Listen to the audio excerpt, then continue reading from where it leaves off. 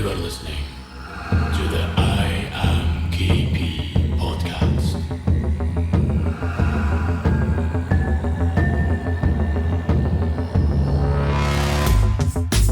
Hello and welcome to another episode of the IAMKP podcast, and today's guest is the awesome Chancellor Puddinhead. Hi. Hello.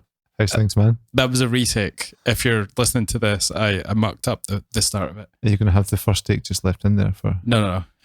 Going to cut that Usually shit? do, but seeing as your privacy is of the utmost importance. I think it's okay that we know my name is Rory by this point. That's all you're getting. And you're on one platform and it's not your name. Yeah, that's totally... So no one's going to guess. Maybe. Yeah, it's not too difficult, is it? It's just basic manner stuff. Yeah. Keeping my life in order. Yeah, of course. Yeah. You have an alter ego as well, though. We've been through that one before. Yeah, KP. Yeah. But some people call me Darren on here, and it's a bit more confusing for the people that listen, more regularly. So it's like, who's this Darren character you're talking about? Yeah. I keep him in the basement. The dungeon. I don't even want to know. Well, I'm on the third floor, so it's pretty impressive if I have.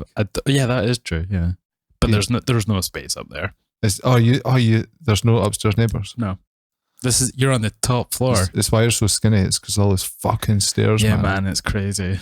Like I was actually like Darth Vader at the top of the stairs, man.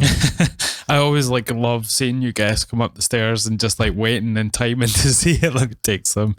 And I know how enthused they are for the podcast if they come up in no time. Well, you went to Blair High School. There's a fuckload of steps in that school, Have they not changed it? Is there have they not put lifts in it? Because I know when I was there was a really old shitty lift there, but only the teachers and prefects were allowed to use it.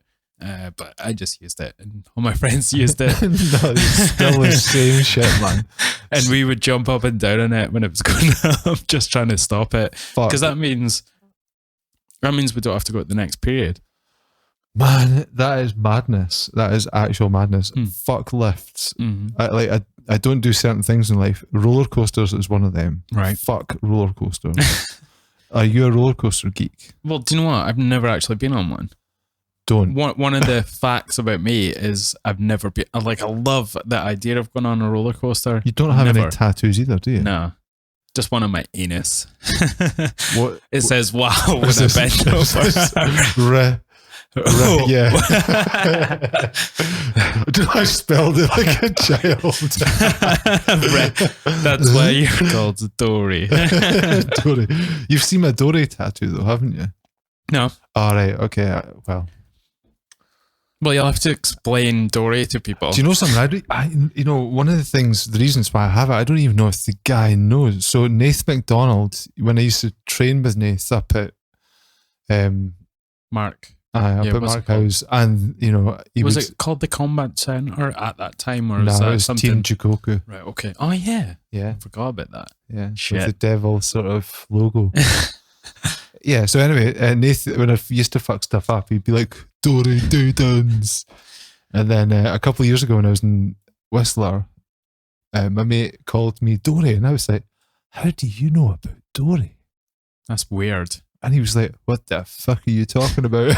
So, did he actually call you Dory? Yeah, he called me Dory Davies. Maybe you give off a Dory impression. I think so. So then what happened was he drew a picture of Dory from Finding Nemo, but possibly the worst rendition of Dory forever. So I actually got it. Does it have your face on it? I actually got it tattooed on my leg. Look at this shit. Well, oh my God, that is a really bad sketch. It looks like someone who's an artist who's trying to do a shit sketch. It looks like someone who's really good but doing a really terrible one. It's fucking horrific. Nobody in the right mind would ever get that shit tattooed. How are you going to justify these tattoos to, when you've got family, when they're older, their boyfriend comes round and you're like, all right, what's happening? And then you have these Dory tattoos. Well, he's got bigger things to worry about. Because I think I believe, in prison you get circumstantial homosexuality. Right. Yeah. So because you've got no access to It's like gay for pay, but without the pay. Oh, I think it's mostly just gay for enjoyment, isn't it? And Just when you're gay and paying time, that's when it is yeah. Gay for pay time. But I think the rule should be. I wonder if Paul Patrick would agree with me here. If you get to stick your dick in my child offspring, I get to then do it back to you. So if you're gonna, no, obviously my daughter will be older, Okay, and yeah. she'll have a boyfriend, and that'll be fine. But Okay. do I get to penetrate him? Well, you can maybe. Like revenge penetration. That's pretty brutal. I know, but then the thought of like, Yeah. it's my little girl. Yeah, that is that's. One day she's going to be a woman. I'm going to have to come to terms with that eventually. That's a horrific thought as a parent. It's funny, like just I knew you before you had your kid, Yeah. and then I knew you afterwards, obviously, because you're here, and then sort of like you're older now, and so is she, and it's just like sort of strange to see that. Not strange, Evolution. but it's interesting to see that evolution in you from this meathead to someone who's like a father now, and meathead in the nicest sense of the word. Yeah, no, it blows my mind as well. It's. I mean, I was 31 when she was born, and I was still far too immature. I wasn't ready for that shit. And I'm probably not ready now. At 39 years old, I'm probably still not ready for that shit. But you've just got to muck in and get on with it and try to. When did you turn 39? I'm about to turn 40, man. This year? Yeah. No way. Yeah. Are you having a party? Come on, you gotta. Not that I'm aware of. Let's go. Are you having a party? Wink. an arthritis party. Yeah. Just gonna crack off the left elbow a little bit. Oh, there we go. Celebrate good times. I don't. Fuck knows, man. See, I'm not really motivated for that shit. Did you celebrate when you turned 30? I commiserated when I turned 30. Okay. 30 is tough. Yeah. How old are you now? I'm 32. My dad asked me how old I was the other day. That's how much he's living in his own world. He's like, "Are you 34?" I was like, "No, fuck you. I'm only 32, you cheeky bastard." The thing I said to my dad when I turned 30 was like, when your son turns 30, you're an old fuck. But then I'm about to turn 40, so he's a really old fuck. I don't know what it is about 30, but it is like a seminal age that you're like, It's ego. it's like transitional. But it is an ego, but it is also something that's real. Because when you were younger, you remember when your parents were 30, maybe if they had you older, I don't know. But generally, most people, especially from like the last 50 years, their parents would have had them when they were like early 20s, Yeah. So everyone remembers when their folks were 30, and now it feels like they're ancient when you're younger. And then when you get to that age, you're like, I don't feel that. No. But it's all relative, I guess. But I suppose I was fighting 30. That was, You were fighting turning 30, yeah. Yeah. No, yeah, both. But I think it's an ego thing because because it is that sort of landmark in your age. You're no longer a teenager, and you're no longer in your 20s.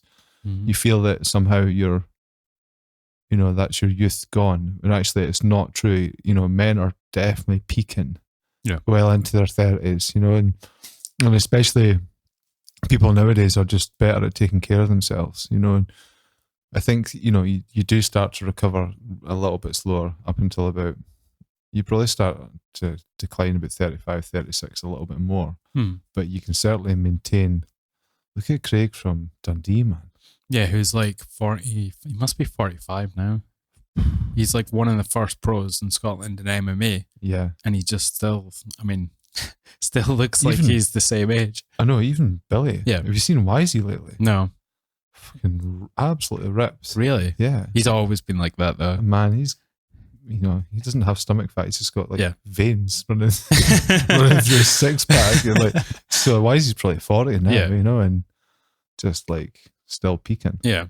And he's like manual labor and training and whatever else, and that's all stuff that I'm not sure what he does offshore, but I think he used to be a pipe fitter, so it's like heavy work. Yeah. But I think he's maybe maybe went up the chain since then, but still, he looks like he's the same. What's up the pipe?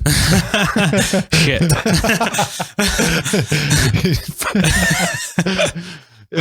He's got a promotion. He's up the pipe now. Up the shitter. So, what's been happening with you, man? Not a lot, man. Just been no, actually, can I just take it back a little bit, Sure. just to what you were saying? But I'll get to that, obviously. But I don't like talking about myself, so I'll circumnavigate avoid this. that one like a motherfucker. But I'm good. Yeah, I'll get to it anyway. Not that there's anything. You're not that much older than me. Do you notice, like you're saying, that it takes a little bit more to recover, like physically when you're doing stuff?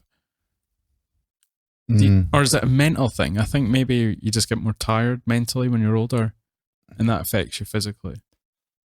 So I just read about this not long ago, but I'm sure we've talked about this. But the physical decline between the age of 30 and 65, in terms of performance, if you're an athlete, can be as little as 5 to 10%. Okay, but what you can't do is you can't maintain the volume of training. Right. So whereas we would probably train, I don't know, back in the day, well over 12 hours a week. Definitely well over 12 Well hours. over, yeah. So as you get older, like you can't, your recovery time drops. So therefore the amount of time that you are actually able to train also drops. So your recovery time has to rise. But your performance doesn't. I think what happens is when you're younger, you don't train smart, you chronically overtrain, especially me. I was wild for that. And I actually actively encouraged it in you. And you just fucking despised it. But through osmosis, I think everyone, yeah. And then eventually you grow to love it. If you tell somebody that they love something often enough, eventually they will love it. I think because of what we were doing at that time, MMA, it was still relatively young in Scotland, so there was room for that sort of thinking in training in MMA at that point. Maybe if we'd have started now, maybe it would be different. You wouldn't train like sort of just like a caveman at times. What I'm really interested in is how.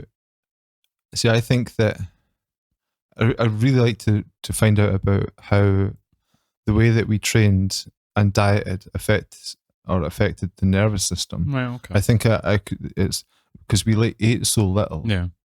Our calorie intake, was so low that I think that, and the output that we did and hours that we trained were so high that it's definitely got to affect the nervous system. And I'm really interested to see, or scared to see, how that's going to affect me in later life. Well, I think what you're talking about was a real thing, but we didn't do it like over the course of, say, like 10 years. Like it was very sporadic, but then like short, intense bursts. Maybe you a bit longer because you were always like in performance mode. But especially me, I know I took time off as well. Yeah. And then there's a lot of science around, especially with eating. If you can simulate like with fasting, that can only have a positive effect on you. So you're simulating hardship, and I think you do that with your body with training as well. Like you simulate by having these intense periods where I think ultimately it's good for your body. Yeah. I suppose you've got to push yourself. And people, we're just talking about Bob, doing an ultra marathon, So you were sorry, just to like kind of preface this for people, but you were explaining to me that Bob, obviously, he messaged me the other night, but it was a lot of like science stuff he was giving me, and I didn't really catch on to what he was saying. But what's up with him? And like, so he has an impingement in his hips. It's called like, I don't know. It's called FTI or something like that. I can't remember. And he has a torn labrum, and I just googled it there, and the labrum is the sort of, the bit that covers the hip bone that goes into the socket. right.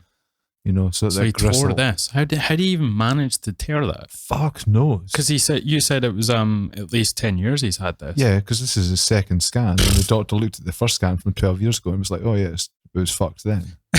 And they forgot to send him a letter to say he's basically disabled. Totally. And then, of course, in the meantime, Bob's like running fucking 60 miles at a time and fucking. I mean, Bob did. You know what Murph is? Is it like the sort of CrossFit type thing? So it's a 1 mile run. Okay. 100 pull-ups, 200 press-ups, Right. 300 squats, and a 1 mile run. Bob did that every day for fucking probably 2 years, and his hips are fucked, and he's no wonder. Yeah. Maybe that level of training is maybe like bad for you because he's continuously doing it.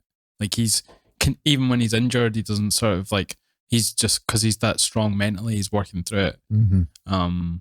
Which is why I don't know how many years ago now, I named him Crazy Bob. It wasn't because he was crazy, it's because his work ethic was fucking insane. I always feel bad calling him that now because it's like, I don't. But he was fucking like just an animal when it came to training. He was, his mental ability to deal with pain is fucking phenomenal. You know, if he had better like motor neuron skills, if he had better like coordination, he would have been an absolute mauler. Yeah, monster. Yeah. He would have destroyed folk. Like, he was doing all the Spartan workouts at that time as well. Remember? Yeah. When we were training all together, he was like doing the 300 workout or something. Yeah. See if Bob ever got into jiu-jitsu, all you motherfuckers better watch out. Like, you know, if he actually geeked out on that and started learning that like proper Brazilian, I know that he did traditional jiu-jitsu when he was younger, but if he actually geeked out and got right into Brazilian jiu-jitsu, he'd be an absolute neck snapper. Yeah, there's no excuse now because there's gyms absolutely everywhere. Yeah. Stephen, who we remember the last time you came on, I think, was it? It was, yeah. Yeah, with Stephen. He's got his own gym in Perth, doing really well. Those guys are absolute killers as well. I think he's got another coach now. Saw on Instagram, he's got a second coach. Right, okay.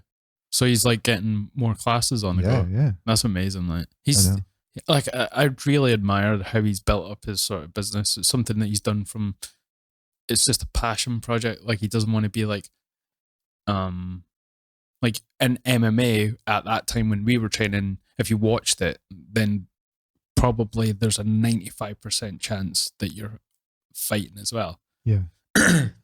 It's the same like with jiu-jitsu. There's a lot of that as well. But he's like, total geeks. But he's just like training and wanting to get better for himself. You know, he's really into it for that reason. Yeah. And he's trying to spread it through his gym. Scott's opening his own place in Perth as well. Is that happening? Yeah. They've got a place. I saw him posting stuff on Instagram. Shout out to a mega gym. And yeah, I think it looks like a unit, you know, with the breeze block. Yeah. So that's actually going to happen. Again, where does he get his time from, man? Fuck it's knows. Mental. Like they were talking about how, well, he's full time now with the MMA. Yeah, he quit his job scaffolding, and now he's gone full time because the last time he was on, it was just after his last fight, which is the title fight against. I know. I totally missed this. Like I'm a total fucking hermit. But I was speaking to Sloane, and he was like, "Oh, his last fight was like a championship fight." I was like, "No shit, that's mental." Yeah, like yeah, he came on afterwards. He lost. I don't know if you watched or I never even knew that he was having the fight. And Jack Shore's like a top contender, like almost. The UFC's sort of approached them twice before he was even like champion, I think, or leading up to it. So, but he says he just wants to take the time to sort of evolve because he was quite young at the time, and that's really smart. Like, imagine if your ultimate goal is to be in the UFC. The UFC come up to you and you're like, I'm just a wee bit too young. Well, I think he has quite a close relationship with his dad. That's his trainer. Right. So I think he's the one that's like, you know, we're having to like work to get there. Well, if you think about it, like he's definitely used his noggin there because, like, see if you step up too fast, like so if he's at the top of his game, you know, all the challengers that he gets at the top of his game in that league are going to be of similar level, and he can only learn from them. And he's never just going to just get absolutely wiped off the face of the planet by an opponent who's neck and shoulders, you know, above him. Whereas if he becomes champion and signs for the UFC, we know this. There's no easy fights. That's just like, and it is the Premier League of MMA at this point. Well, what you're talking about is something that's becoming apparent in MMA. Just too many young people who are real prospects have been shoved right into the upper echelon straight away, and they're just getting ragdolled or whatever and getting a losing streak, and that's really bad for them. Sage Northcutt was one, Yeah, I saw. Like, I watched a fight of his on YouTube, and he was like in some Japanese boxing ring, and he got knocked the fuck out. Yeah, and he like caved all his like orbital in and all. Did it really? Yeah. There's a picture of him. I'll see if I can find it. But he's in hospital, and he looks like a bad guy from like Street Fighter. Sage. Let's see. But yeah, the guy just like, he's like a legit striker he's gone against, and they just put him right up against it. Was it Sage North? I can't even remember his name. It's Sage Northcutt, yeah. Northcutt. That's a weird name, like. He actually looks like some sort of American superhero type chap, doesn't he? Well, he's definitely transitioning into like a baddie. But he's got the scar face and all that. With his lazy eye. His lazy attitude, more like.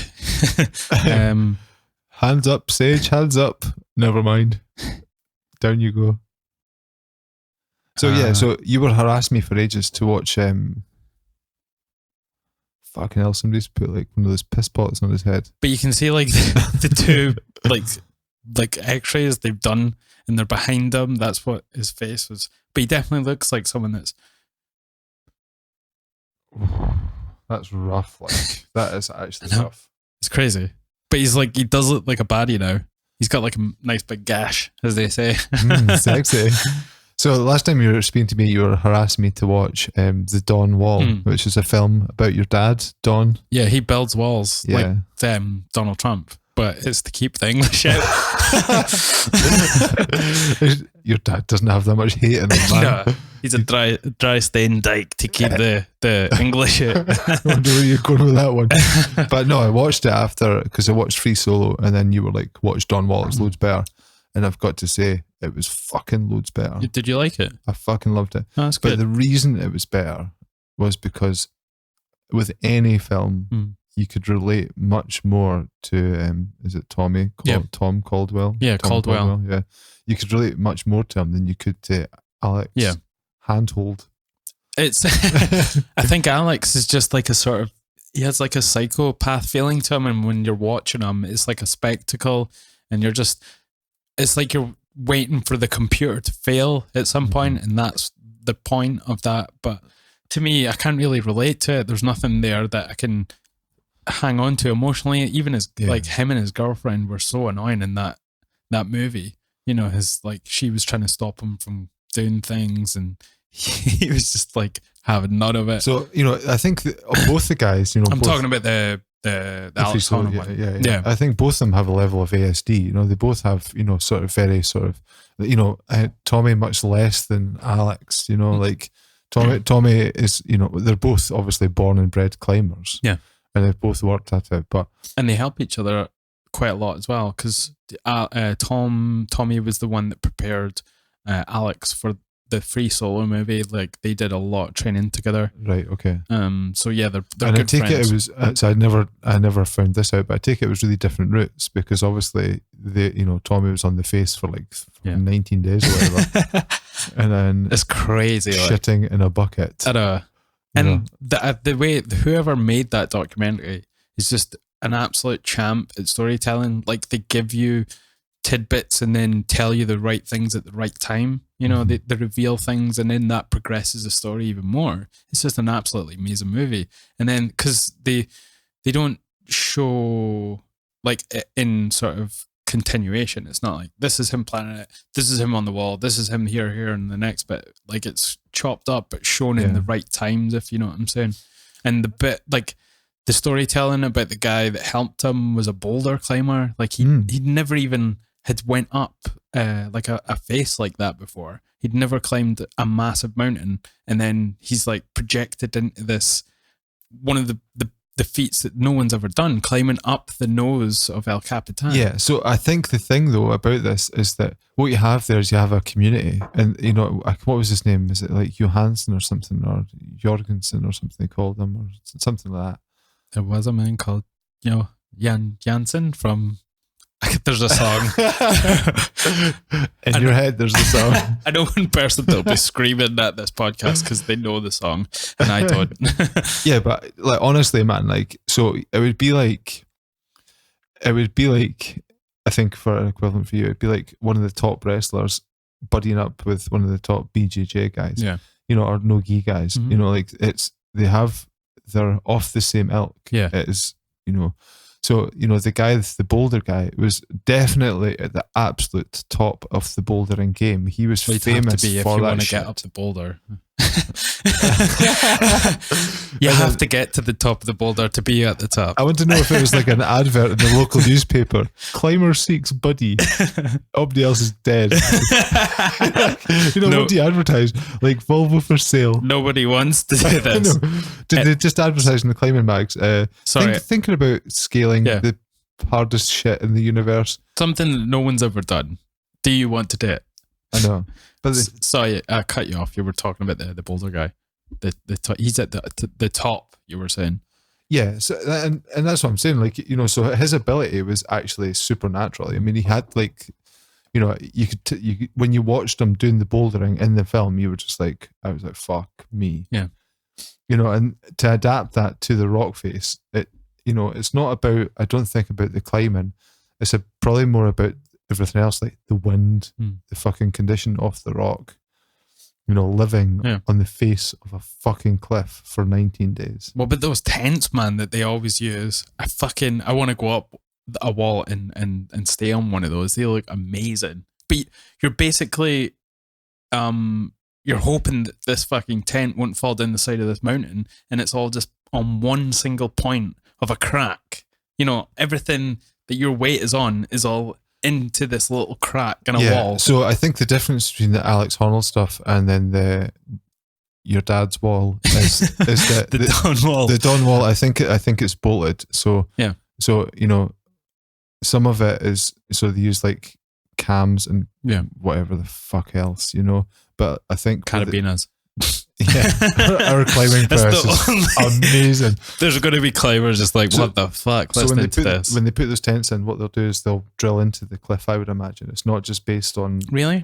It's not just based on basic tooling. They'll drill into the wall. Okay. So, but then you have a Is there not like a special tool for it though that is specifically for the tent? Will they take drills with them? Yeah. So I What's believe. the name of the tent? Actually, I'll Google it while you talk about it. Well, yeah, I think I reckon they'll be drilled in. They'll be tooled in.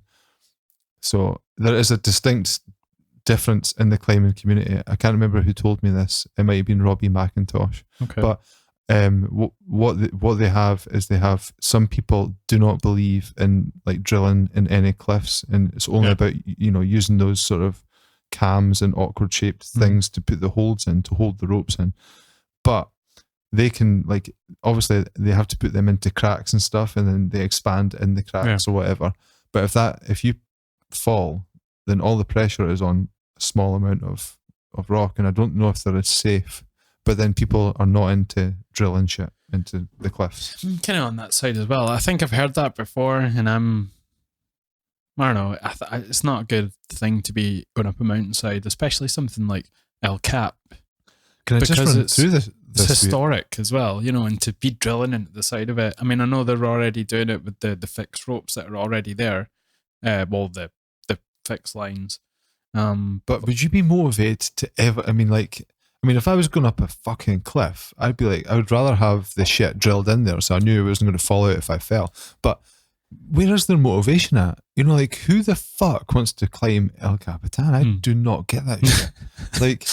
There's a clip in the movie. I actually a bit pissed my pants at it. There was like some news reporter. He's at a climbing wall. He's like, I'm 30 foot up and I've called my mama twice already. And I was just like, that's me. I'm like shitting my pants. I think I saw that guy. He was on he was on actually one of the tents, I think, and he was only 30 feet up on a climbing wall. I've called my mama twice already. I thought I've watched it 3 times already. I love it. It's one of my favorite documentaries, I think. I just couldn't get into the Alex Honnold one. I'm not sure why, and I didn't finish it. Yeah, It's because you don't relate to him. That's it, man. Honestly, that's what it is. And even and I think even when you saw him and his girlfriend, you instantly question her motivation. I think, but the film almost invites you to do that. Where you're like, is she like looking for the cash? Yeah. How well are these guys paid? I mean, because that Tom Caldwell guy, it says in the movie, he was on the Rockface for 6 years. And that sponsorship has to pay for that. I mean, what is he doing signing on? How come you can't work? Can it up a cliff? How come you can't sign on? I'm up a cliff. Because my fingers look like Anne Summers' dildo. Gonna have to use like a giant pen to sign on. The fingers though are fuck. Well, obviously he's missing one, but that is one of the craziest things. Like the determination that guy has. He must be so strong-willed, just unbreakable, because to lose a finger in the climbing world is certain death for your career. Like they said that. They said that there's no one that's climbed properly ever with a missing finger. You need all your fingers, because the way they hook onto things is with the thumb. It's called crimping. Yeah. And then he was missing that part of his finger, and it's like, what the fuck? And then he managed to climb this unclimbable piece with half a finger as well. Yeah. That whole bit where it was, is it like 0.18? The one where where they're going along stages, that's right. the sort of like little discolored bit in the stone, the bit the walk traverse across there. Fucking hell, that is intense. I tell you what is absolutely amazing about that though is I actually said it to my wife. I actually, and she was just like meh. But what I found absolutely amazing about that was that obviously that Johansson or Jorgensen or whatever the fuck, however he pronounces his name, was stuck, and then Tom goes on and then starts to batter up, or in his case, go down and then up, and the other guy basically throws in the towel, he says, I'm holding you up, and he stops because he can't get through that section that you're talking about, the long stretched out section where he's got to fucking hold on and then do all these different fucking a very specific set of moves to get to the end of this bit that no one's ever done. Now, and then Tom stops because he's like, fuck this, I'm not doing it unless the guy that I've put all the work in is going to do it with me. So he goes back and he's like, I'm fucking waiting. Basically throws his phone out the tent. Fuck you, social media. And then eventually eventually the Jorgensen does it. Yeah. But right after he does it, right, this is what I found amazing, was that he then did that, is it a dynamo? He does that leap. Yeah, the one that Tom couldn't do. Yeah. And it's like, it's all in his brain. Yeah. So as soon as he cracks one thing, he has the confidence to then do the next thing. So it's metaphysical. So it's not actually anything to do with the physical ability, or less to do with the physical ability, more to do with his belief, because his confidence is so high after cracking the hardest section, he could then unlock the next hardest section. It's just insane, man. Just like the bits where you see him at night, like trying to climb this bit across the way, and it's so silent, and just the light and the sort of the dryness of the air. Like they say, it's better to climb at that time because the sort of the wall's colder, so it's easier to sort of grip on. Well, the grip's better. That's right. It's just like, imagine climbing at night. I mean, I know the fear of falling is one thing, but the fear of falling in the dark, that's going to be quite another thing, It's definitely up there for me. One of my top documentaries. How old is, what's the age difference between the documentaries? How old is the Dawn Wall? Is it like 1, 2, 3, 4, 5 years old? I think Dawn Wall came out either 17 or 18. Let's see. Dawn Wall. Dawn's Wall. My dad's wall. Dawn. Keep the neighbours back, Ken. Keep the dug in. 2017. Oh, so it's quite new. Yeah. And when did what's the Alex Honnold one? Free Solo. He just looks like the most boring cunt on the planet. In fact, last year. I always wonder why you get me on this podcast, because I have to be the second most boring cunt on this planet. I can't even climb. I don't even understand people that do climb. I just watch them in documentaries. That's how boring I am. Yeah, but I always hate that when people watch combat sports and they have an opinion on it, or boxing, that's combat sport. And there's always people that train and they're complaining about just the Joe Public talking about it. It's like, not everyone trains, so that means that no one that trains can have an opinion. That's where they make their money, is people watching it. If you're watching it, you can have an opinion on it. Yeah, it's so annoying. The demographic for fighting has to be mostly people that don't fight. Yeah. You know, because it is exciting, or it's meant to be exciting. You know, that was the problem with wrestling back in the day. It wasn't that exciting when it initially came into MMA. You know, but it's the same with like climbing. Like I don't know how to climb. Do you know how to climb? But you can objectively look at the movie and sort of, you know, tell that these are sort of amazing things. Or I suppose that's what makes the movie, is being. It's not just watching them climb amazing, you know, achieving amazing things. It's actually about getting to know the people and what sort of people it takes to do such a fucking mental task. And his life outside of climbing as well was just fucking insane. Like, just you know, the partying all beginning. the time. No, the beginning. You know, with when he was in Kazakhstan, or was it that almost makes the film, because you know, that's why you relate to them better, because you know it's about that. You know, it's such a traumatic experience for him and his girlfriend. But it was really nice to see like that they've managed to be decent people to each other, even though they split up. And she came to the wall to watch him climb the last bit and stuff. With their new boyfriend. Yeah, everybody's got their families now and they're still mates. And secret, you know, as soon as the camera's off, they fucking hate each other again. You know, vileness. One of the things I wanted to speak about, right? You know, like I totally geek out on AIDS. Yeah, everyone has that. Like, you know how I totally geek out on like music, and you know, every time I talk, I'd be like, "What music are you listening to?" Well, you know, the last time I've been into like a wee bit of bands, you know, and like you'll hear a recording or you watch something on YouTube, and it's just like fucking amazing. Yeah. And the first time I heard like triumphant, I was just like, oh man, I love that. they're for me, you know. And I got absolutely panned for telling people about triumphant. No. Yeah, people were like, I've told this before, but someone sent me the video, you know, the butterfly one. Someone sent me that as a joke. I'm like, look at this shit. And I was like, I absolutely love this. And I've been a fan ever since. Well, like, I'm a huge fan of NPR, which is, so it's like basically America's version of like BBC Radio, but obviously it's not that well funded. What does it stand for? National something radio. They're based out of Washington, DC. Okay. I know that DC stands for District of Columbia. What? It does. No, it doesn't. It does. Really? Yeah. Is that what Washington DC stands for? Yeah. It's also a principality. It's not actually part of America. Oh, even though it still has London. Like, not that London's part of America, but London is like a separate entity from the UK. So it doesn't work in the same way. So people from Washington DC are still represented in their political thing, but it's technically not part of America. Right. Even though that's where America's governed for. You need to Google that shit. I can't explain it well enough. I think London's the same. Is it really? Yeah, there's like a part of London, or London itself is like not seen as like part of the UK. It's like a separate thing. Yeah. So, you know, like I don't know how it Isle of works. Man's like that.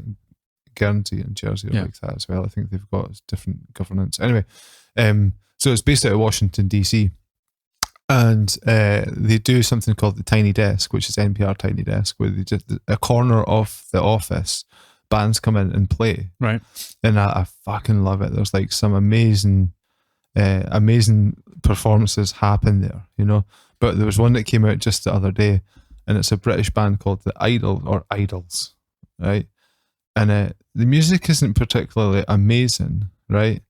But the energy that they have, I think it stirred something in me, because it was like when we were younger and part of the music scene, you know, where sometimes you could be the worst band in the world and you would still see like outstanding performances. Yeah. But it's just the energy. So, and so it's almost got like a bit of Billy Bragg about it, because it's English, sort of, some of it's spoken words. And then it's like classic slang of wankers. Are they from Portland, Oregon? No. But it's not punk music, right? But you couldn't say it wasn't punk music. I think punk's like not just a genre; it's like a sort of an attitude. Yeah, yeah. And like, but it's just totally like filled my brain over all I can do when watching it is thinking, I bet Deekers is right into these people, like, you know. But do you listen to them like without watching that set, or do you just like actually listening to their music? Yeah, so I've tanned their album quite a bit, like, Right. you know, and some of it's better than other bits, but some of it's just so great. Yeah. So, you know, it's really passionate music, and I think they use the term that they're not trying to incite anything apart Violence. from thought or something. But no, Violent thought. because it's verging on that, where, you know, like, Right. you know, it could get you riled up, like, and it's just so much energy in it Right. that I'm just like, wow, I'll I've have not to check heard them out. Idols. Idols, yeah. Okay. That But- sounds cool. Like, It's really cool. So yeah. it's almost like, you know, what some of, you know, so it's, you couldn't describe it as singing, and it's not poetry. Right. It sits in between. That's why I was saying it's a bit Billy Braggish, but it's almost like what Zachary De La Rocha was trying to achieve, but fell on his arse. They're actually pulling off what they were trying to do in that spoken word stuff. You know, I back always in the day. felt that was something with Zach and Rage Against the Machine, that they were trying to like.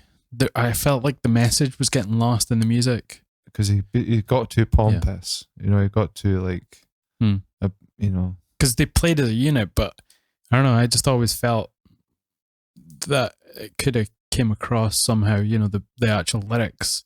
You know, when you read them, maybe that's just part of that time, but you just felt like they could have been so much more than they were. They're fucking huge, but they could have been sort of like changing. Sometimes when things are that big, they just implode, though. You know, look at Minor Threat. I don't know if you're ever into Minor Threat. Like, they're music legends, you know, like, and but the actual time they existed as a band was so short. Yeah. You know, they were only in the go for 2 years. But That's if you, crazy, if man. you speak about it nowadays, it's like they were on the road for 30 years. Do you know what's like someone was talking about this recently on a show, and it was more to do with sports and the fact that you say you're in the NFL, basketball, or even combat sports, you have a longer time, but they were talking about how you train your whole life to then have this short career at the top echelons of a sport. So I think it's 3 years for a lot of people in the NFL, maybe a wee bit longer for basketball players. But it's just, to me, it's so fascinating that your whole life's dedicated to just having these 3 years of fame. And it kind of means the same. It's kind of the same with music. Like, if someone's famous and on the go for 2 years, but then that stamps them and they identify as that band for their whole life. Like, like, how long were the Beatles together for? I mean, but their whole life after that, like, they weren't Beatles longer than they were Beatles, but still, they're always going to be the Beatles. I think what's really interesting, so if you look at Minor Threat, what they actually did was Ian MacKaye, like, moved on, but he moved on really well. So he used it as pardon the pun, because they've got a song called Stepping Stone, but used it as a stepping stone, you know, and it used it as a stepping stone to move on. And he had so many different side projects, and, you know, I think he has his own records company and stuff, you know, which kind of did the same shit. I mean, if Jello Biafra almost did the same thing again, but unfortunately he always lived in the shadow of that sort of what he used to have. You know, the Beatles, once you're the Beatles, you can never get out of the shadow of that, you know. Has anyone successfully rebranded themselves? I hate to say that word, but in music, Dave Grohl. I was way to say that. That's the only person I can think of. Yeah. He was in one of the fucking biggest bands, like influential 90s bands, and then went on to be in Foo Fighters, and they're just as big. Maybe not influential, but they're just as popular. Oh, they're more. Yeah. More. Would you say that? Oh, definitely, because the population of the world is so much bigger from when Nirvana were around. I'm telling you, the population of the world is lots bigger, and of course, like, he's just got such a big demographic. Yeah. Like, is he a good person though? Who knows? Looks like a bit of a dick to me. Really. Dick Grohl. you can never trust a man with long hair. Or a mullet. Hi. And he's had both. I don't. Yeah, I've been both those people. But yeah, the mullet's He's gone. supposed to be a pretty good guy, though. Do you think? Yeah, but like generally sort of just nice. You know, he's like a bit of a wet t-shirt. Yeah, I just have this thing where, like, I don't know, like, it's just I can be such a music snob. Right. I wonder if it's because like the way that I listen to music is the way that I connect to people. Because generally I fucking hate people. So the only time that I spend with like other people is through music a lot of the time. I think that makes sense. Did you ever listen to Black Flag? Or were you a fan of Black Flag? Yeah, I did like Black Flag, but there was, it varies lots, and there's lots of different eras of Black Flag. And obviously the Rollins stuff is the most famous sort of era of Black Flag. Would you say it's the best? It's up there, it's good, but then Henry Rollins is a real character. You listen to him on the Joe podcast. Yeah, it's crazy. Like he's just fucking mental, like how he lives his life. It's like one of the most black and white people you'll ever meet. Like he either likes you or he doesn't. He's either doing something or he isn't. There's no sort of shade with him. Yeah, but did you not speak about like he only sleeps like limited amount of time? It was like 2 hours or something. Yeah, like 2 or 3 hours per night. It's crazy. It's crazy that there are some people in the world that can exist off really little sleep, but it's just. But how can they do that? How can they? I think they says that they figured out there's a specific gene for it or something like that. Now they're bringing out evidence that the people that can sleep 2 hours and function still after, because there are people who sleep 2 hours. Like I sleep less zombies. I sleep less than you. Right. I always have, because I remember that, because like especially when you were in fight camps, you would like part of your fight camp was you had to sleep for 7 or 8 hours per night, and if you didn't, I need that. You would turn up to training like a whining motherfucker. You'd be like, I've only had 6.35 fucking hours of sleep. I fucking can't be bothered. I'm like, well, I've also went and did like a manual labour job as well. That's true. You're just sitting in an office like, I'm doing high-fiving kids. Jamming my thumb right behind. Well done. Super gold star. Yeah, I've got my thumb jammed firmly up my ass. Fucking just but one of us was lean, and it was you. No, we both had our lean moments. Well, I had a particular brand of body dysmorphia, which was always great, And he always looked like a Belgian blue cow. Belgian blue. Like, one of those cows that don't have the gene that limits their sort of muscle. Honestly, it's one of my proudest moments. You call the Belgian blue. And when you shin kicked Scott Malone in the face. I've had prouder moments than that, Yeah. You could say you almost took out the bantamweight, well, close to being the bantamweight, even though you're like probably 80 kilos. Probably more likely to take him out for lunch. How much did I weigh back then? How did you know I was going to ask that? About 74. That's 74. Like you were at your sort of smallest, you were like 73. That's nothing. Yeah, I actually weighed into... I weighed in before one of the fights at 71 in the morning, then ended up eating lots of food because I'd come down, weighed in about 72 or something, but my lowest was a bit, I've been 70 point something before, but I'm 5'10", 5'10"? Yeah. Wow. But then I don't weigh that now. I'm I weighed myself the other morning, I was 78.4. Yeah. So I think when you're not sort of training for something, and I think my pension book weighed about 3 kilos. Your free bus pass. Yeah. What's wrong with a guy with a bus pass? A free one by the council is where it gets weird. Council. Do you get 2 as soon as you work for the... No, you don't work for the council. What's wrong with a guy with a bus pass? One in each horn. Yeah, I know, but like, I guess... Man, you've started me in the bodyweight thing. Fuck you, Keith. What I tried to say was, I think when you're not training, your body weight can fluctuate a lot in between a certain sort of bracket. But when you're sort of on point, it doesn't fluctuate that much. Yeah. When you're training, it comes down gradually or whatever. So you're not going to go from 78 to 72, really, if you're not. But because Paul Patrick used to come down huge amounts of weight, and like Stallone as well. Remember, he was like drop huge amounts of weight and then make weight, and I was always like, how the fuck? I could never do that. I had to maintain the weight, and just keep it a bit more consistent. Mostly because I would go insane if I'd eat less. Fuck that. I've been watching so many archery videos on YouTube, man. I want to get into it so bad. Dude, I am so fucking there with you. Really? I was going to ask you this because you're a vegetarian. Are you still? All right, well, let's get into this. Are you? Okay, right. I've returned to my old ways. you're And- gay, you're a homosexual. Yeah, that's right. Not that it's a choice, but Nothing wrong with the bum filler, really. But no, I've actually returned to my old ways, and I don't like using the words because I think most vegans are cunts. it's loaded now. Like It is it's a totally. loaded word now to say that. Back when, you know, all this sort of shown off and virtue signaling was a thing. Yeah. You know, I don't want to do the Zachary De La Rocha thing and sound like I'm pompous. I'm just, listen, I don't tell anybody else what to eat, and I'm just eating what I want to eat. And, you know, I'm going with dairy and meat free, Right, okay. you know.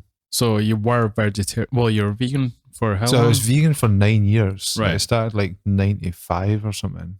And I was vegan until we'd really, after the boxing, or about the boxing bit, Right. when we started boxing, I remember years and Yeah. years and years ago. You and went then vegetarian I went at that vegetarian because I started like taking protein powder, and then I Right. just stayed like that all the way through. But recently, as I'm getting a bit older, I don't really feel the need to eat that much protein again, I guess, you know. And I've just been a smelly vegan. point. It's not as if I'm going to suddenly fucking disappear or suddenly bulk up. I'm just going to live my life that I want to live. And Do you ever eat fish? Like, is that a thing that you would think about? no, but I actually met like somebody that lives as a vegan but eats fish, and I thought that was like pretty awesome. Smells a bit fishy to me. Well, they don't call themselves a vegan either, so they just live that life. But It I thought a that was, pun. I got it. King of the dad jokes here, got it. Do you want to know why? Back of the net. Do you want to know why I've decided to do that? Why? Because, right, after a bit of reflection, I've decided that I'm possibly the most self-deprecating person. Oh, I've no ever fucking met. shit. Like, if you said, "Oh, you're good at something," I'd be like, "Nah, it's Tuesday." It's you know, if you're good at bikes, nah, it's the bike. You know what I mean? Hmm. You know, but I'm like that all the way through my life. Yeah. You know. That's always been something, yeah. Yeah, and with that is a certain amount of like self-loathing Yeah. and self-hatred, and it's not something that is, you know, I often do it as humor. You know, I Yeah. always joke about everything, like my teeth or fucking my body weight or whatever it is, and it's a constant thing throughout my whole life. And I finally got to the point where I actually have to stop doing it, and I have to stop doing it because, you know, I can't carry on like this. It's Yeah. not something that's healthy for me. Yeah. And I mean that in the most serious way. You know, you can't go through your whole life hating on yourself. Hmm. If I spoke about myself to me like this, you know, to other people, you would get a punch in the face. Hmm. You know, and I speak about myself to myself in such a negative way. And like, I need to, so even at this age, I actually need to deal with that. I No, think maybe like, because you've always been that way. And it's always something I've, when I think of like Rory is what Rory is, that's part of it. And it's Yeah. all, and you spoke about your sort of mental health Yeah. issues at the start of this year when you were on the show. But I think that's always been a symptom of that, you know, Mhm. that self-deprecatingness. On the face of it, you just think it's, well, they're not big-headed or whatever. Yeah. But when it's all always there, then, like you say, it's a part of that like self-loathing, but subconsciously in a sense as well, you know. So Would I you mean, agree so with it that? has to originate from somewhere, you know. So it probably originates right from obviously not being, like we've spoken before about being an alpha male at high school or whatever, you know, where I was the opposite of that, you know. But it also originates from, you know, insecurity, and you combine them both, right, and then you suddenly have this constant, you know, you berate yourself constantly. But and where that relates to the diet thing is that, you know, in order for myself to sort of to believe that I'm not a complete cunt, and I've been telling myself that I'm not a complete cunt. That's, you know, some people You have to stop saying that. some people have mantras like, oh, you know, be a better person. I'm like, stop being a cunt, you know. And Stop saying you're a cunt. Yeah, That should be your mantra now. that is what my mantra is. And so, but as part of that, I actually felt like I had to like stop the dairy, and like, it's not because I don't want anybody else to fucking listen to what I'm saying. It's just something that I felt that I had to do, you know, like it's just the way it is. I think I just saw like not that this is someone to take something from, but he's, you know, he doesn't know who he is himself. But Jim Carrey said like He believes in depression, but at the same time, you have to like have a good diet, exercise, Yeah. speak to people, go out in sunshine. You got to give yourself a fighting chance. Yeah, You know. do you know the NHS have actually published, like, I've seen like leaflets, and it's like, I can't remember, it's the 5 golden rules to good mental health. So one is, you don't self-medicate. So how many stoners do you know going, oh, I need this, you know, this chills me out, you know, same as any. You're so anti-stoner. It's totally unbelievable. Fuck the stoners. Fuck all y'all, you fucking lazy fucks. The second thing is, you have to have good sleep. Yeah. You know, the next thing is routine. And then the next thing, routine fits in the next one, which is like eating properly. You know, so because it's all about that sort of chemical imbalance, and you know, and I can't remember what the fifth one is because I've got Alzheimer's. But you know, the point of it is that. But you probably like inadvertently and subconsciously trying to like, I don't know, like in the past you've always tried to exercise because I think you thought it makes you feel better. You know, definitely. You've sorted your diet as well. Like you've tried to eat as best as you could. Listen, my job comes from the same bit, you know, and it took me a few years to realise this. But what actually happens, dude, is that the reason that I'm in the job that I'm in is because, you know, I wanted to help people, and it was a completely selfish act to help the people. You know, where what I'm actually doing is trying to make myself feel better. Now, I recognised that really early on in the job, that it was a selfish thing, and it actually changed things for the better. Right. But as long as you're aware that that's, you know. Yeah. But it is a selfish act. People always think that helping people is, you know, you're giving to others, when actually quite a lot of the time it's just people surviving themselves. You know, they feel like they've got to do it to prove their worth as a human. Just a sort of, I think I saw an interview with a guy who used to be homeless, and he was asked, would you give money to a homeless person, knowing what they do with it, you know, if it's for drugs or alcohol or whatever, or if they're trying to scam. And he's like, ultimately, when anyone gives money to someone, it's not because of that homeless person. It's there's a like 90% selfishness to someone doing that, you know, and that's a good thing. You know, that's how we can be more empathetic towards each other. But at the same time, that's all that is. And he was like, yeah, I'd still do it. You know, you got to make yourself feel better as well. I saw a band in the 2000s called 1 Minute Silence. You ever heard of them? They sound boring. Yeah. There was just 1 minute long. It was pretty quiet. But the lead singer was like, you know, they used to do that ranting thing in between the song, but he was like, I just saw a homeless guy like drinking and smoking on the street, and he was begging for money. He's like, the only difference is you've got a house to drink and smoke in. And I was like, oh yeah, totally good point, well made. Yeah. You know, but you know, I think that, you know, the vegan thing is actually, well, not that I'm a vegan, I'm non-dairy, non-meat, but it is just about non-binary. Man. Sorry. Yeah, I'll have to link you with another. There's a non-binary act on NPR Tiny Desk. And it's fucking awesome. Right, okay. It's called Lineker es Caramelos. And by non-binary, they're all sort of like trans No, or whatever? no. So the lead singer is non-binary, which, so, you know, I actually really like non-binary people. Right. Like, I really like the concept behind it because they don't associate with the gender. Yeah. Right, even though they're in one body. So one day they might dress up as a woman and fancy men or women, and one day they'll be as a man and they fancy whatever that is. Famous example is Eddie Izzard, you know. Yeah, I think he might be non-binary, but he probably later in life he just come to that conclusion, but I think the word wasn't invented when he started. Like he was a tranny when he was like, you know, when I was starting to hear him and see him, like people would just call him a tranny because they didn't have the other words for it. He described himself as a lesbian trapped in a man's body. Nice. Yeah, that's how he used to describe himself. But I never liked his comedy. I never thought his comedy was shit. I do not find him funny whatsoever. No. I had a friend at college and he absolutely loved them, and I couldn't get into it. See, I'm much more into stupid comedy, or like what? I love a bit of Bill Bailey, because who doesn't love musical comedy? Yeah, I love Bill Bailey. You know, you know, he's brilliant. Like he's a genius as well. Just some of the stuff he does is just.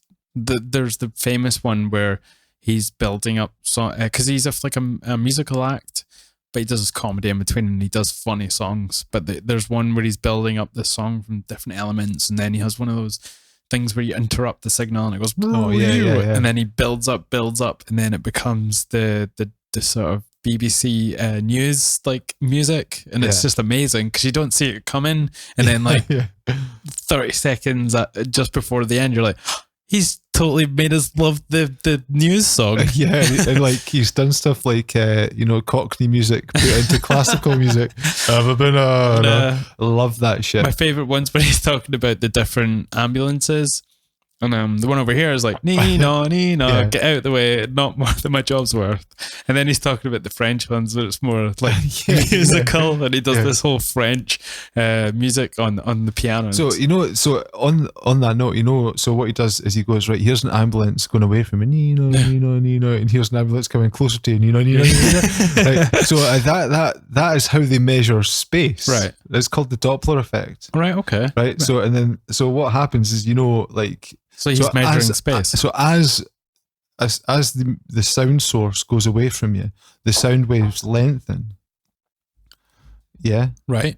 So so what they did in the 1800s was they put an orchestra on the back of a train, right? And then then the orchestra played, and they measured the sound waves, and they could measure the sound waves in relation to the distance it was away. Right. Okay. So therefore, they knew the pitch change. Right. Had an equation to length, right, okay. Distance, but they can actually, that's how they measure distances in space with the Doppler effect. So I don't know if it's with light. I didn't know that's what it was. How do you know this? I don't know, but you definitely need to get my astro doctor friend on to. Oh yeah, man. Yeah, you need to get him on to explain that shit to you. Yeah, like you've sort of put forward a couple of guests that I'm gonna try and get on. Another one's Ben the hippie, who's the happiest war veteran you've ever met in your life. They're both absolute legends. You'll totally love speaking to them. Yeah, we're not talking Don Wall banter here. We're talking like fucking, some of the most clever. So, I mean, one's a fucking an astro doctor. We'll have to get that sorted. I know nothing. I've never asked him about any form of physics other than a bit about rotating mass. Right, and that is not exactly something that people are going to get their teeth into. Were you talking about your weight as well? Nah, it totally wasn't. It was actually the weight of a wheel, right, in relation to static mass. Okay. So when it's spinning, does it weigh more than when it's static? Is that what you're talking about? So the basic concept of this, and the Astro Doctor will totally correct me on this, right? But does he smoke AstroTurf? He's Astro Boy, like your NASA t-shirt. Cheers.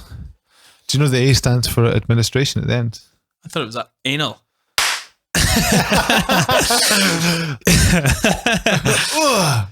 Administration.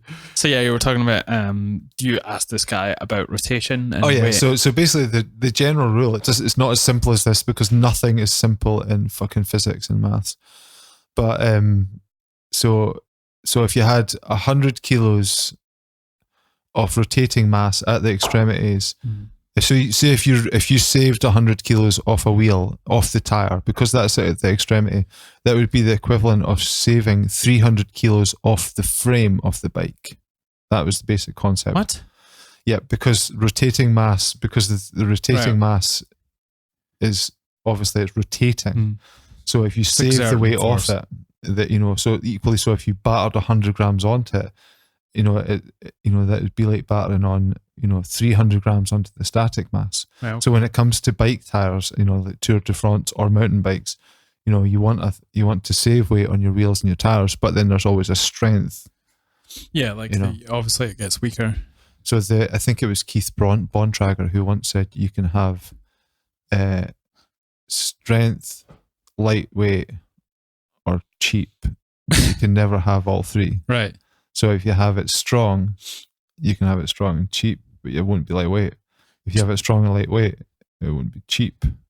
Do you remember, I think it was like early 2000s, but they were putting a lot of hope in the sort of carbon nodes things. They were going to make a lot of stuff out of this because it's super lightweight, but it's very strong, I think it was like carbon nodes or something. And for bikes, like? No, they were just like a material they'd made. All right, okay. And they were hoping to build bridges out of it. They eventually thought they would have some sort of elevator up to space with it, you know, because Oh, it was just really? so So strong. strong. Yeah, but it never ever went anywhere. No. So now they're starting to use like something called graphene in carbon. Mm. You know, so it makes it, you know, it has lots and lots of qualities. I mean, the carbon. See, the biggest issue with carbon right now is probably just how unenvironmentally friendly it is. You know, you can grind it down and maybe make it into more carbon, but that's about the size of it. You know, essentially the concept of it is just fiberglass. Mm. It's not environmentally friendly. It's not recyclable really at this point. So just to lead it on from when you're talking about astrophysics, but the main chat on the internet for the last couple of weeks has been aliens because Really? do you remember Bob Lazar? No. He was the guy in the 80s. Remember, he said that he worked at Area 51. He was like the specky guy. Right. Okay. Kind of like Alan Sega a wee bit, you know. And yeah, he came out and it was sort of like huge news. He said he'd worked at Area 51 And witness shit. and they brought him in as a propulsion expert, and they had like 9 crafts, he said, and he Is that like Minecraft? Yeah. Or different. no Sorry. craft work, cheese crafts. Arts and crafts. Did you say arse crafts? Arts and crafts. Is that Arts German? and crafts. Arts and crafts. So 9. So he says he saw 9 craft there. He was brought in to sort of figure out how this element 15 worked that was used to propel the craft, and it was basically anti-gravity. Right. Okay. But it was a huge thing. Like, but then people start to discredit him by saying, "Well, we have no record of him going to MIT. He said he did this, that, and the next Yeah. thing." And then he was on Joe Rogan's podcast recently. Right. Goes in deep on it because he has a new Netflix documentary. The podcast's fucking amazing. Like, I believe him. Like, the Yeah. guy, his story doesn't change. What part of that wouldn't, if they were spouting shite about really top secret stuff, why wouldn't they just destroy them? Well, because it's so out there. it's not national security. This is a material that could ultimately sort of bring down capitalism in a way, you know, because it would mean free energy, all this sort of thing. Yeah, and then the sort of higher questions of, are there other people in the universe? Mm-hmm. Well, this is going to have such a negative impact on society. Like, religion's going to just implode and all these things. Do you think that there could be any more of a negative? There always could be more of a negative impact on society since we're heading back towards fucking totalitarianism. But I mean, like, the world is a fucked up place just now. I mean, I feel really sorry for my daughter. Like, you know, I'm feeling a bit shit about that one. Like, you know, we live in probably one of the luckiest countries in the world. Like, but the powers that be are barely just keeping on to this train ride, you know, that's making them all money, you know. And if anything was to sort of throw that off the tracks, it would be this element that could be used to sort of revolutionize everything. do you really think so? Hell yeah. Well, in that case, what they're doing is just figuring out how to monetize it then.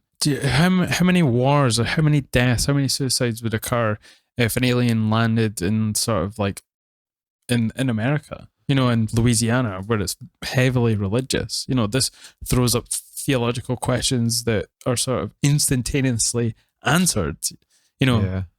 I suppose that I don't know, because I never really think in religious terms. You know, I don't even think of religious people. You know, it's just something that my brain doesn't even wrap itself around. I mean, I barely interact with anyone who's religious from Do you day never to day. feel jealous of religious people? I do. In what sense?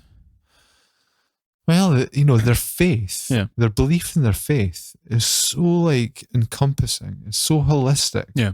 That they almost don't have to give a fuck. They know where the future is, you know, and I'm talking about when they pass away, you know, like you know, everything in their life and everything after life has got an insurance policy on it. Yeah. You know, they've got everything wrapped around them. The problem is that I just could never believe. So therefore I'd be a liar. But it's all, but it's all very human still. There's no like sort of like deity or anything like that. Yeah, but they believe they're getting a couple from God. But that's their mind. Like that's a mindset. And you're not jealous of that mindset where they just feel so secure in something. Do you feel so secure in anything apart from? But that security sort of like the reason there's a lot of issues with global warming is from religion, because they think that it doesn't exist. That means they don't have to do anything to help it because the world's going to end anyway. So then, Well, I think you find that, like if you look at, I'm not that I've checked recently, but the latest Pope, Pope now 57, Smurfs Pope, yeah, fucking, yeah, he is speaking out against, environmental issues. I think, I'm sure there's a lot of action happening from religious groups about environmental problems. And that includes sort of Church of Scotland, Church of England, probably. I'd never fucking look up these people because why would you? But the point of it is what you're doing is you're relating it to the sort of heavy Christian capitalists of North America. Yeah. Now, that doesn't encompass all of religion and all of the world. There's lots of people around the world who are religious and environmentalists. But, obviously the biggest media thing is that right-wing Christian faction from America denouncing global warming, but they don't. It's just they're the most represented in the media. It doesn't necessarily mean that they're most represented in the populace. Yeah, I think everybody's shitting themselves about the condition of the world, apart from people who. But there's 1 billion Muslims. Do you think their modus operandi is to sort of look after the environment? Like that's a very sort of focused religion. I wish it was. There's no, that is a focused religion, that, and they're sort of very like their main objectives are all outlined. So I'm not sure if I have and such I'm obviously sort of making a sweeping statement. I'm not like, it's just in general, like I'm not meaning there's probably a bunch of Muslims out there that are environment, like their head is in the environmental zone. But see, I think like I don't really differentiate. Like if you look at like the far right Muslims and the far right Christians, fair enough, their lifestyles are maybe quite different, but their ethical base isn't necessarily that different. No. For instance, they're both really against same-sex marriage. If you're right-wing, both these religions, you have an intolerance for other religions, and all these other different traits of the religions. And, I think the point is that you can have really intellectual Muslims and really intellectual Christians, of course, but they can often go back to that cuddle from God, that security network that is their religion, and therefore just stop thinking about what they actually have the ability to think about, to question, to sort of reason. And that could be, in sociological terms and how they function on a daily basis, telling, gay people, same-sex couples, they can't get married. I mean, like, the mind boggles that you can have people who are professors, doctors, and because they're very religious, they'll say these things. It's the intelligence doesn't relate to common sense or even just being morality. A good person, morality.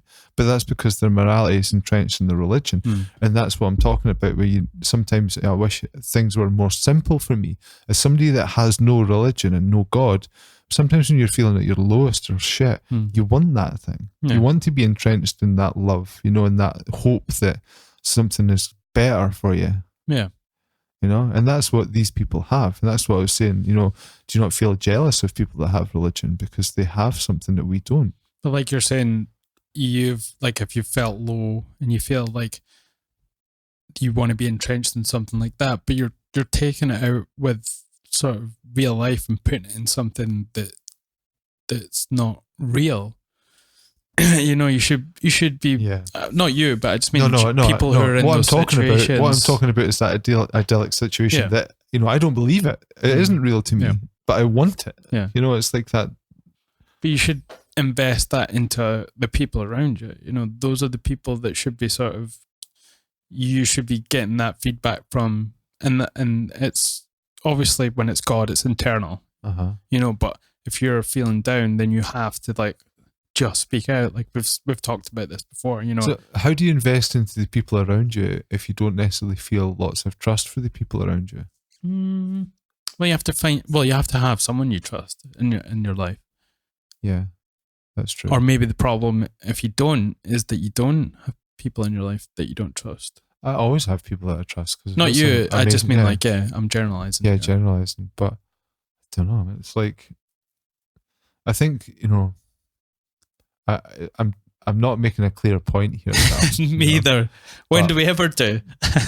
Yeah, I think that, you know, I think the point about, you know, sort of that religion and feeling a sort of religious, I keep on saying, a colour from God, and feeling so certain, also breeds, you know, people who are so certain in the religion and just follow blindly. Yeah. You know, and then sort of, you know, and if you have the factions of religion, you know, splintering off, then you get some bizarre little pockets of crazy shit happening. You know, that's unexplainable. You know, that you can't make sense of their reasoning. But that happens in all religions. Yeah. And that's the you know, the right wing or the extreme religions. You know, but you know, there's my point is that that's almost happening in our that's almost happening in the politics of our life, you know, as well, where we've got a quite extreme branch of politics happening where it is or you almost feel like the idiots have taken over. Oh man. You know, and these people that believe, you know, look at the Trump supporters, look at, you know, like, you can't even begin to explain the politics of this country. And people are totally switched off from politics because of that. So the idiots take over even more. And all the people like you're saying, that's a dangerous time for people to switch off, because this is exactly when we need people to be on the ball, when there's idiots like this trying to vie for power. I know. Like, sorry, I was just reiterating what you were saying. Yeah, I mean, and so what needs to happen is that when you have religious nonsense happening, right? What actually has to happen is that, so for instance, if you have, you know, extreme Muslim extremism, how to deal with it is not with racism and hatred. Just like if you have Christianity, you know, Christian fundamentalism with rifles, the way to deal with it isn't with hatred. You can't go to a stupid person and fix them or help them by saying you're really stupid. That doesn't help anybody. Just because you deem them as stupid, if you go in and go, you're fucking stupid, they don't go, well, cheers for that, I'll stop being so fucking stupid. You know, is that not how it works? But the thing, I think that my point of it is that because the people with a bit of common sense, a bit of savvy, are so switched off to this fuck show of politics that they pull back from it. Yeah. And religion, they pull back from it, and they just watch with horror of what's actually going on. And these are the people that actually need to come out and do something about it. And it's maybe not voting, it's certainly not talking about it on Facebook, but people, the normal people of the world, actually need to take a bit more action now, Dan, because otherwise what happens is that everything that is not good enough will continue. When we have shitty behaviour from a certain religious group, it should be okay to talk about it and go, that's not acceptable. But then there's labels. There's labels like Islamophobia. There's it's a Christian phobia. Yeah, probably. Romans. I heard a really odd fact. But do you know what I'm saying? Like that people start labeling other people who are merely conversating about things and trying to get to the root of what's the issue and how it can be alleviated. You know, and they're words that are used to shut down conversation as well. You know, these are divisive terms to use to shut you right up. And then you can't say anything about anything, and it's not good. We have to be more open and talk about these things. You've totally hit the nail on the head, right? So what happens, and especially, so you see it, like I only have Instagram, but you see on Instagram where, what happens is that, you know, the right wing will shut down conversations by sort of launching insults, you know, but what they're actually doing is that instead of engaging in conversation, you know, they're actually sort of, they're actually crushing the conversation. Yeah. They're shutting it down. And what the most important thing actually is to have a conversation. People are so, when we talk about polarization of people, it's just that the people, on either side are so strong in their beliefs. Yeah. There's never any compromise. Yeah. There's nothing ever happening. No, it's just stagnation for years. Like, how long has it been? And it this breeds sort of- more and more hatred. Yeah. It's mad. But there's lots of things which are not good enough in this world. So, for instance, Donald Trump's history and the way that he talks, and it just spouts lies. It's very difficult to accept that as good enough. Theresa May, I actually believe she's put her heart and soul into the job. But guess what? The Tory party as a whole, that isn't good enough. Yeah. The Labour Party as an opposition, that is not good enough. Yeah. None of these things are good enough. You've got a series of blunders rolling on, but these are supposed to be the people in control, and it's just so much carnage. Well, and there doesn't seem to be an intellectual amongst them. Well, There surely has to in be. 2019 we can figure out a way to do it better. To have better people representing us and having a better system in place. It just seems to be failing on all levels for everyone in the UK. There's nothing that can get done. And basically, the basic infrastructure is barely working. So I think the infrastructure is okay, but But how come there's did I not millions of hear? people I'm sure starving? because I avoid How the come news. there's millions of people starving in the UK? The homelessness is growing exponentially as well. And the way they get treated is fucking horrifying. Like, I think it was near Balmoral, or it was one of the palaces that they ended up paying all these homeless people or shipped them out away from the town. These are real things that are happening. And they put anti-homeless things on the fucking... You see, I live in, I live the in Perth and universal Cross. credit as well. So Perth and Cross, so if you look at, it does vary from local authority to local authority, but if you look at Perth and Cross's homeless policy, it's fucking really good. Yeah. It is genuinely, I dare say there's people that'll argue with me, but they have a zero tolerance to homelessness. But in the sense that they don't arrest you for being homeless. No, much more important than that. So what happens is you're not allowed to sleep on the streets at all. Right. They will provide you with a roof over your head. That's good. And how within hours of walking through the office door. Oh, so you have to go in there to get a roof. Yeah. So what if there are people on the streets?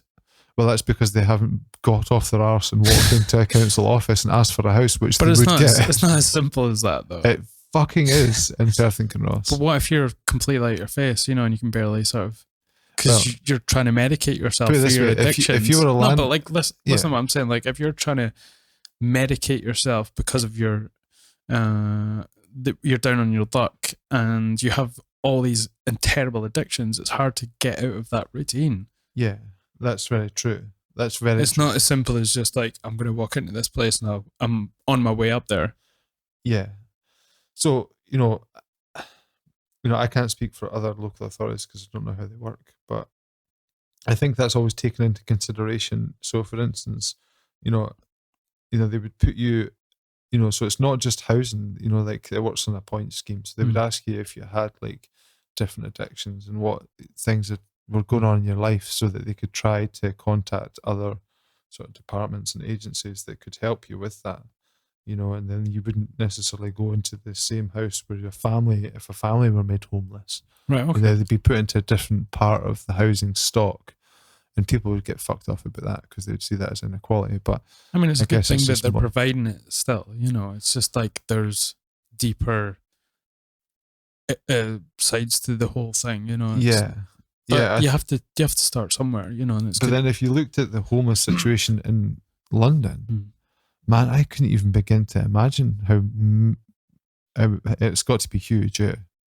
Look at the property prices in London for a start. You're not putting all these people into council houses. No, there's nothing like that. Not like Listen. they wouldn't sustain it anyway because they wouldn't know how to live in a house because they've been on the streets for so long. That must be mad. It's just the countries, their sort of how they treat their homeless and their sort of most vulnerable people is always a good insight to how they're functioning on a moral level, I guess, you know. Yeah. Did I tell you about this before? But someone I know, she went to Iceland, and she was asking like local people, like there's no homeless people around, and they were like, they just didn't get the idea of like Concept. you just. I mean, it's a smaller place, obviously, Yeah. but they didn't get the concept of letting somebody sleep out rough. You know, especially in Iceland, you'd freeze to death. Yeah. I bet they don't have homeless people in Saudi. In Saudi Arabia. right? Okay, You know. because it's too warm. No. Boiled to death. No, because the way that social control goes. Yeah. You know. Oh, really? Yeah. Right. Okay. So I listened to a podcast, I think the charity was called Reprieve, and it was a person speaking from that charity, and they represent people quite often on death row. Mhm. And then so this lassie this lawyer was representing, I think, a 14-year-old who was on death row for being part of a democracy march. They were asking for more democracy. And where? Because in Saudi Arabia. Wow. So because he was asking for more democracy, what happened was that he was sentenced to death, and I think David Cameron actually got involved in Right. that case, and it looks like David Cameron actually, because he had talked about him publicly in media, had actually helped to save his life. He's still in prison, but Do you know how fucking shit situation we're in that we look fondly back on David Cameron? Like it just. nobody said that. But you know what I'm saying? Like just with what the shit show that British politics is now, you just kind of go, he was kind of harmless.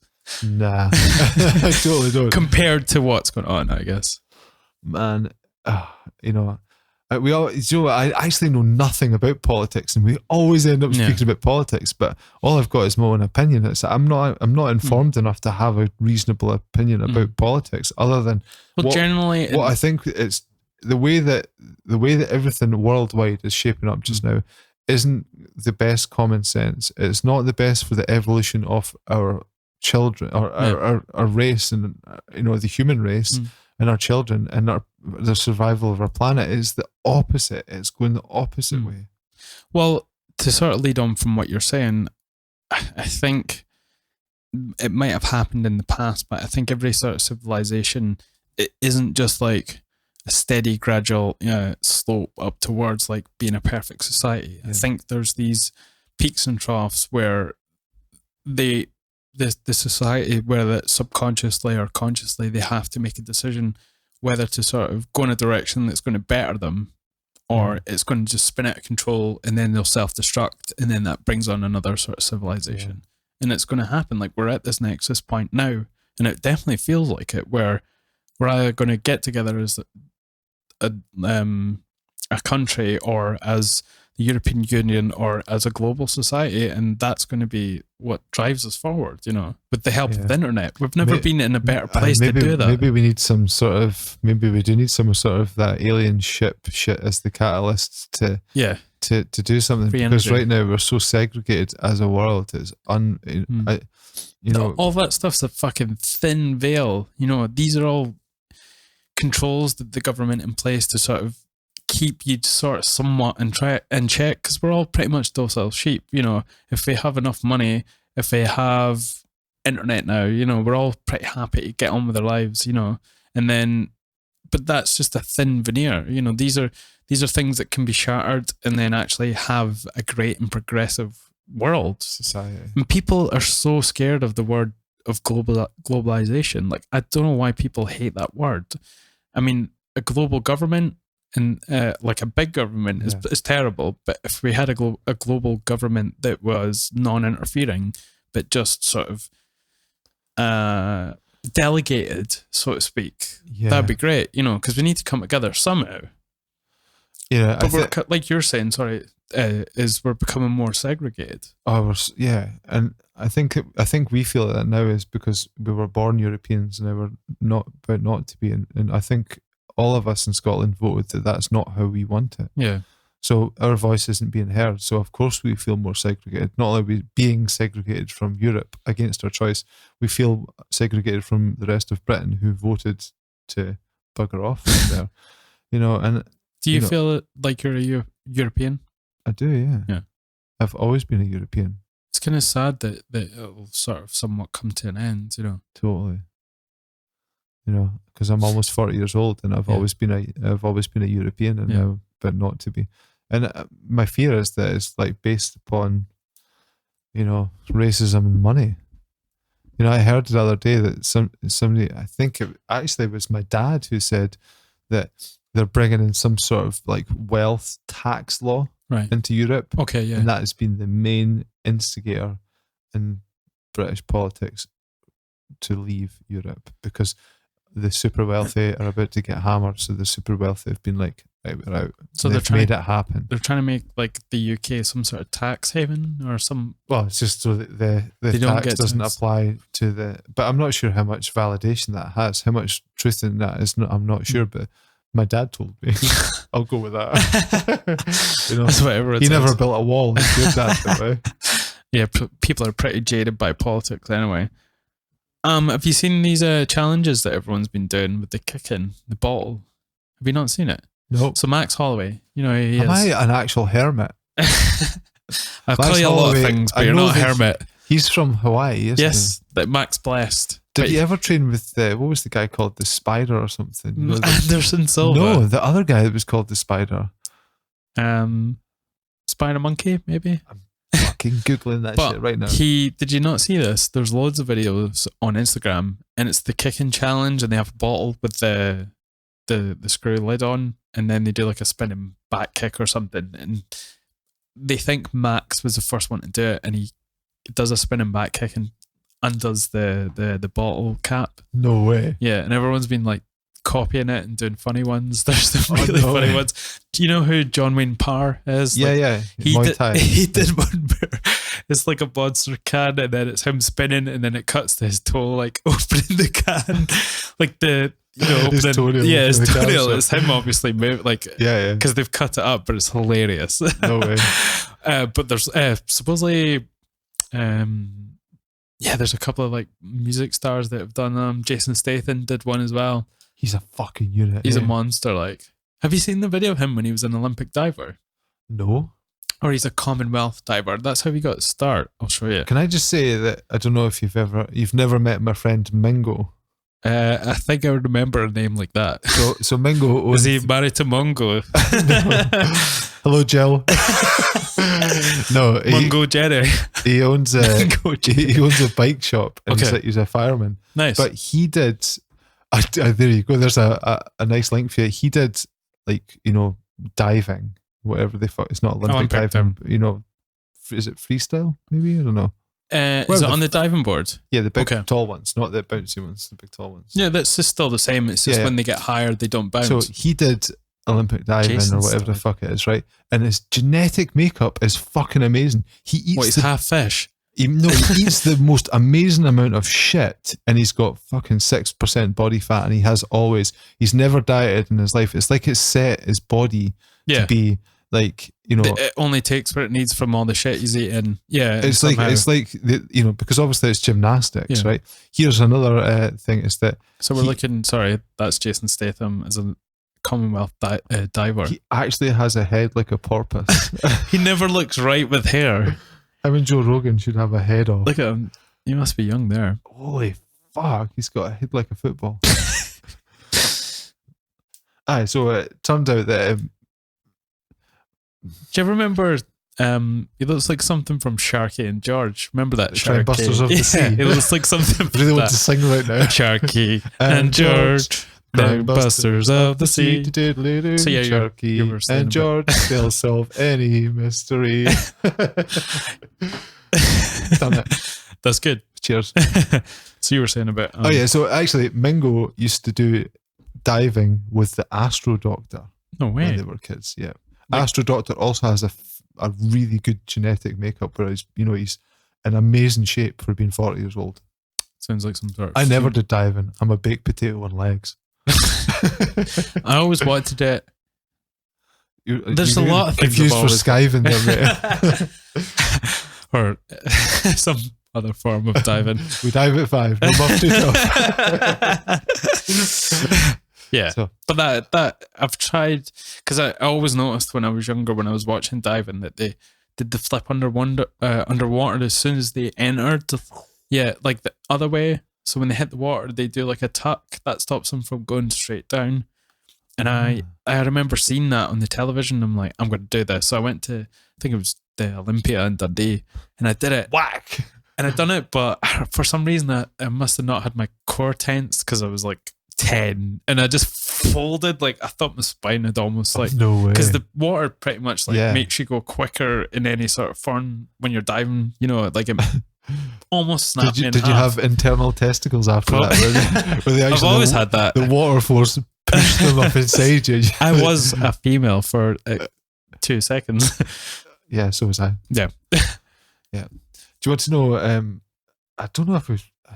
I always end up speaking about inappropriate stuff, but you know, you have a rough bit which runs between your bum and Maybe your I'm balls. not. Maybe I'm not the person to be speaking. You should probably tell your doctor this. No. So this is a medical. I don't know if it's medical fact or yeah. So the gooch. Yeah. So that scar is actually from when your fanny heals up when you're in the womb. No, seriously, because you obviously everybody I don't starts have female. a scar. You don't have a scar.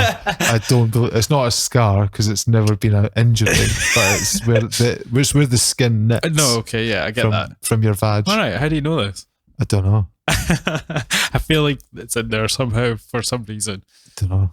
But that makes sense because everyone's born female. No, Yeah. everyone in the womb starts off female. No, you're definitely everyone's not born female. That's definitely not what happens. We wouldn't be here if we were all I like born. how we're like, we definitely need somebody with, Google on point with us, man, because we talk so much shit. When you're in utero, I need some sort of Jamie to the like album. Google.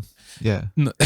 Back to Dave Grohl. In isn't it? utero, everyone like at some point starts off as female, and I think when you're exposed to testosterone, that's when you start to Well, it's shift. it's the Y chromosome then kicks off the testosterone. Yeah, Is that what 'cause it's happens, something- or increases the testosterone more. I like this bro science. We should just Bro science. No one uses that term anymore. Do you know what I fucking hate? The word alpha male just does my head in. Imagine you called your fucking gym that. That would suck. Yeah. Team alpha male.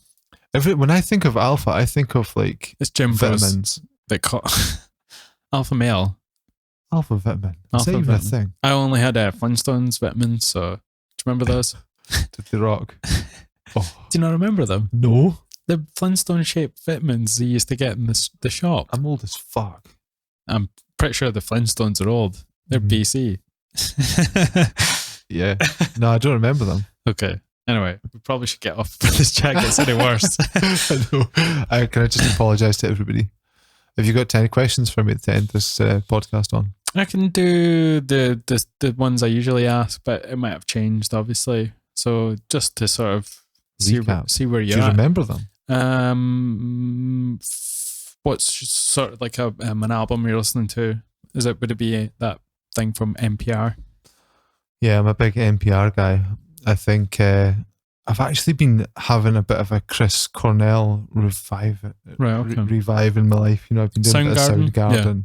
And did you like Audioslave when they came out? No, they can go fuck themselves so hard. It's unbelievable. That was the worst thing that ever happened to music. The side of take that, fuck those guys. Yeah. But Soundgarden, love you guys. Cochise Same had a people. great riff, but that was the only one they had for me. I don't know what. Well, I've been searching. Something like that. I think, I don't know. I never even heard that song because I wouldn't give them a moment of my life. So, what's an album that sticks in your mind that you're listening to now?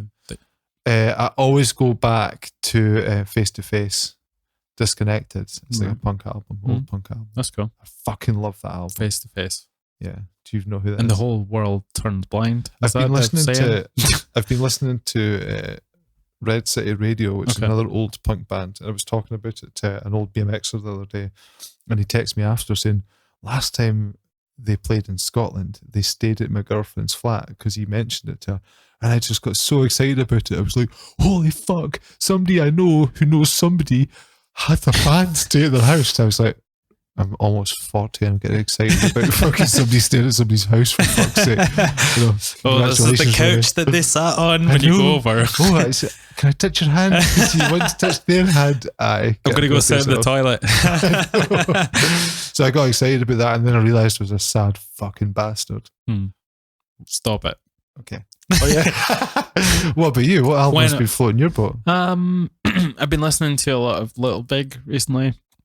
Never even heard of it. They're sort of like the Russian sort of Siberian. I have heard of them. Diantvert. Yep. They did that skibbity ba ba ba, Yep. skibbity ba ba ba ba ba. But yeah, I got into them quite late for some reason. Yeah. But I love them. I found Little Big, so I have heard them because Is that what you call your penis? less of the big. So I have little time for that. sorry, I've got to be less self-hating. No, it's because Let it's me on, do that. Yeah, it's on the. You know, if you go into Spotify and you listen to this, you know the bands that are like Diantvert. That's one of the bands. That's Yeah, on because there. I think they toured with them. That's right. Yeah, they support so them. they're always linked together. I was like, these guys are completely taking their vibe, but they're very different. Yeah. But this in the same sort of field. It's the same odd genre. Yeah, you know. they're good. I like them. I try to think what other Jupiter and Aquest. I've been listening to their latest album a lot. And who are they? I think they're from Senegal, maybe. Damon Albarn, whatever the fucking blur guy was called. Oh yeah, He did some production for them, and I think he helped to fund them. But they have an album out, and it's fucking banging. yeah. It's so good. But again, it's quite African. I've been listening to some Kurt Vile. Do you know Never him? heard of him either. It's like he's like an LA sort of hipster. Top knot. No, he Vegan. has like long. He looks like he's like sort of 70s kind of look. You know, he's got the curly long hair. Plays a little acoustic guitar, and it's good. It's like it is sort of like pop, like bluesy pop. You know, but it's good. He does a song called "Man in the Mirror." Yeah, I'll let you hear it afterwards. Anyway. Yeah, Americans in the word mirror. They Mirror. Mirror. He says mirror because he's from LA as well. Mirror. But it's good chill out album, and I'll give it a listen. What was it, Kurt? Kurt Vile. Vile. Okay. Vile. Sweet. Best movie you've seen recently? Oh, definitely Your Dad's Wall. Don Wall. Don's Wall. The Don Wall. You know, Build the wall. I mean, let's face it. You know, knocking folk off cliffs, chopping your finger off. What slitting up your bird. I What else do you recommend want? it to everyone that I see watching the other one, the Alex Honnold Free Solo. I'm like, if you like this one, go watch this one. How the fuck did Free Solo win an Oscar when the Don Wall exists? I have no idea. Oh, I'm not sure. That's a travesty. It's more the cinematography, I guess, in Free Solo, but I think the whole, like the story as a whole for the Dawn Wall is better. Yeah. And the emotional side of it as well. What more do Definitely. you want? I can't even think of any other movies that I've watched recently. Non-documentary. Did you watch the Last Avengers? Yeah, I've Did you actually. like Do you want to know something? I've totally embraced that part of my life. Whereas before you would be like, God, you're "Have getting you old. watched it?" And I was like, "Watched what? A fucking not." And I've totally. I've watched them all. That's good. I've watched some like 47 hours worth of movies, I know. It's and long. I have loved every moment of it. It's been great. What's your least favorite and what's your most favorite Marvel movie? So, actually, there's one of the Captain Americas with the guy with the red pus. The Red Skull. Yeah, that's a really good movie. The And the reason Captain it's- America ones are fucking awesome. And the reason it's a really good movie is because it's got a proper old school fucking yeah, bad guy. full leather Nazi jacket bad guy.